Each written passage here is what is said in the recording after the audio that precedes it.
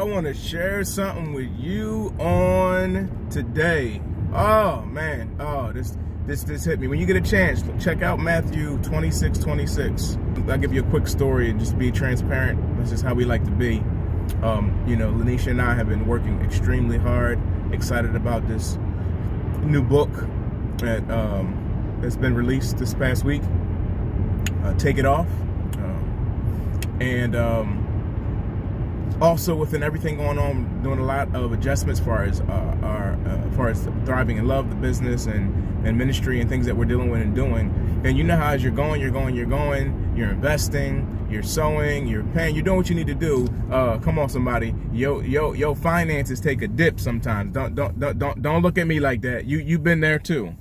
Because of our past situations, we were in a very bad place financially. And so anytime we start to take a dip financially, I have those things in my mind that I have to fight. That's like, you messed up. Oh, you shouldn't have did that. Oh, this happened. Oh, you're going to be right back where you were. All those situations kind of hit your heart and your mind. And then I start to realize that, man, okay, that's one area. Then I started to fight some emotional things that I've been dealing with personally. And then I started to fight some mental things. And then Lanisha was fighting some things this week, spiritually and physically. And I'm just looking, I'm like, oh, wait a minute. Like, what's up? Like, I should be at the most joyful time. We're blessed, joyful time. And I'm dealing with frustration, and I'm dealing with all types of things that I need to take off, so to speak. So I find myself getting my motivation. I get up in the morning, I do my personal devotion. I pop on some motivational things to help motivate me, get me focused. And then I try to study something pertaining to our craft to help sharpen. So I got up out of that and it hit me. And that's what I want to speak to you today. Long intro to give you this right here. If you don't hear nothing else I'm saying, listen to this. You are blessed. Look, in the midst of what you're going through, you are blessed. I was thinking, and it leaped up off of me when I received it, when I heard it, when I read it. When Jesus took that bread and he blessed it, the first thing that he blessed the bread. Jesus wants to sup with you. He wants that intimate setting with you. And as you give that intimate setting, he's going to affirm that you are already blessed. Yes, I know that affair is rough. Yes, I know the financial situation is rough. Yes, I know you dealt with loss. Yes, but you are blessed. And this is the part where Lord bless me, Lord help, Lord. He's like, I've already blessed you. You have been blessed. So this is what I want to let you know, the part that what we're all going through now, that really is a make or break situation for us if we misinterpret this step. Not only did he bless it, but he broke it. And that requires us to be broken. For what? For multiplication. Then he gave it. Man, so it hit me in my situation where I'm dealing with the financial dip right now. And I've been dealing with all type of situations. The Lord reminded me, you released a book. You are getting more narrowed on who I want you to minister to. You're getting clarity in this time where you not only know that you're blessed, but in your brokenness. And you got and some of the people that are most successful, the best relationships, the best businesses, most successful and influential businesses were birthed out of a place of brokenness, where they were broken to be passed out. So I want to encourage you, as well as I need to encourage myself on today. Embrace the brokenness. My wife would say, trust the process. That process includes brokenness. We have to look at this time and say, God, I thank you. Woo, God, I feel it right now. I thank you for this time. I might not have what I want to. I might be in a painful season situation. I might be at a place where I don't understand, where I feel like I've been doing all I know to do right. But at this place in time, realize when you're blessed, you got to be broken so that you can be passed out, so that you can be distributed, so that it can be multiplication, not just addition, but multiplication.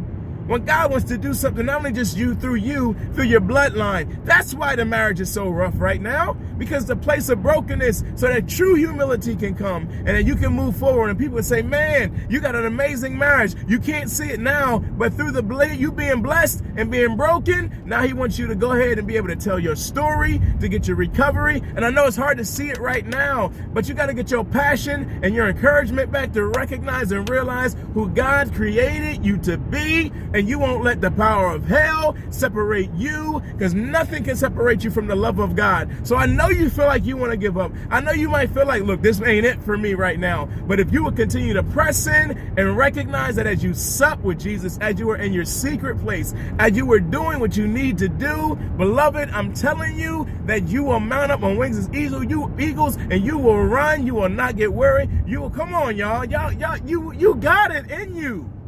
God created you for this thing. So I know it's rough. Trust me. My struggle might not be your struggle, but I got struggles too.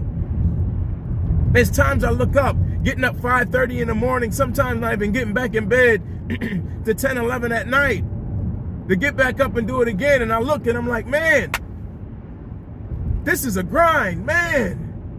This is a rough season, man. I'm not seeing the fruitfulness, but in order for us to be fruitful, we got to be fruitful.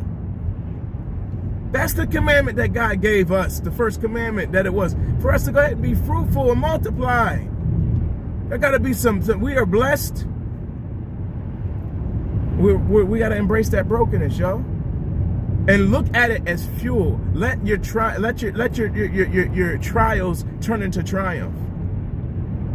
Let all that minister to you.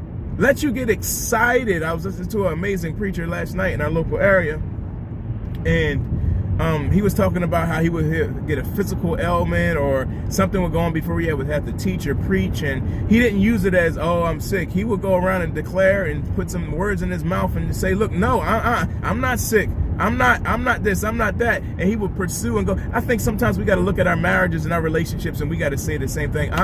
This isn't a marriage that can't be restored. It might be broken right now, but no, this ain't it for us. Oh no, I realize that my spouse is not the enemy. Come on, that this is a trick and a tactic to steal the bloodline and to destroy my bloodline and to separate the family and to separate what it is that God has called for me to do and to destroy my children and to destroy the life and the legacy and to destroy the ministry. Oh no, but I speak life and I'm going to refocus. Maybe you were the one that has fallen. Maybe you don't want to have the fair. God can look at you and say, look, yes, we messed up.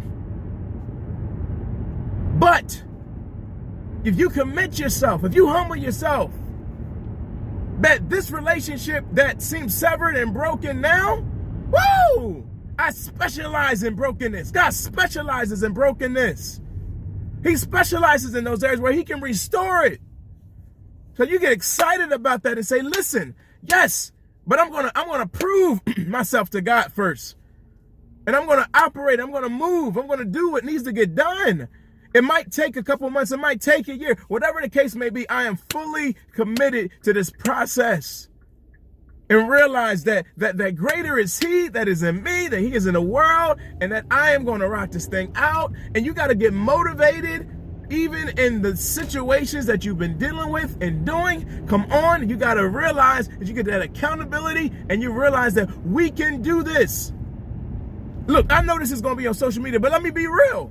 We got to sometimes shut down social media because it can be a distraction. You can see something and that's why Lanisha and I never want to get the perfect, like we're perfect. We're not perfect. We have situations and issues. Trust me, we do. I just believe that God has assigned us because we're willing to be transparent and to motivate and to coach and counsel and do what we need to do to help win marriages for the kingdom of God. And I think that's what we have to give. When you come to us, if you get coaching, counsel, or whatever from us, you will learn endurance. You're gonna learn communication. You're gonna learn integrity and character. Because that's what we have. Faithfulness. That's what we have to push through and get. Oh yes, we're tempted with everything you're probably tempted with, and even more dealing with the marriage realm. But even in that place of brokenness that we've all had to experience, man, y'all listen. So we have to, as a community, as a people, be encouraged and also be able to move forward and just say, look, I'm not going to be defeated in this. It might not look bad, it might not look good right now. Oh, but we going to get through this and make this declaration, even if y'all ain't even talking, between you and your spouse, and we going to get through this thing together.